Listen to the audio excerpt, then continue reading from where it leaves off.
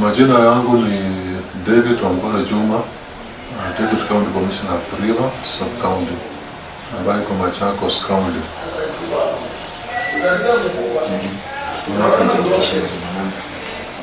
Hapo kwetu Athi River Sub-County, watu wengi wanajiandikisha, na wale wachache ambao hawajiandikishi ni kwa sababu tu maybe ya kukosa nafasi. Kwa sababu hii tuko karibu na Nairobi City, wengi wanafanya kazi Nairobi wakija kulala sehemu za Athi River, lakini generally over 90% wanaendelea kujiandikisha, kwa sababu tangu tuanze tunasajili watu kati ya 7,000 mpaka 9,500 kila siku. Kwa hivyo turnout ya watu iko kubwa, na wale wachache na pia wanaendelea kuelezwa na assistant chiefs na chiefs kupitia kwa baraza ili waweze kujisajili.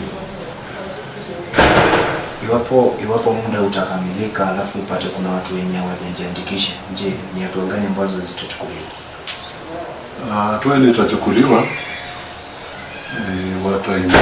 watahimizwa ikiwa hii kusajiliwa tena kutafunguliwa wajitokeza, lakini hata lazimisha mtu hatapigwa fine wala atapelekwa kotini, kwa sababu imekujiandikisha kwa hiari na tayari watu wengi wamejitokeza.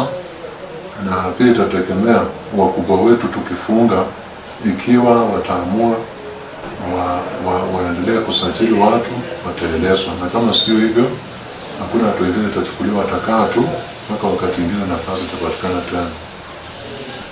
Ndiposa nimesema ya kwamba huu muda ukiisha, wakubwa wetu wataanza kuhamasisha hii habari yote ile ilichukuliwa na ile mashine ya huduma namba, alafu watu watapata kati zao baada ya miezi 4. Wakipata,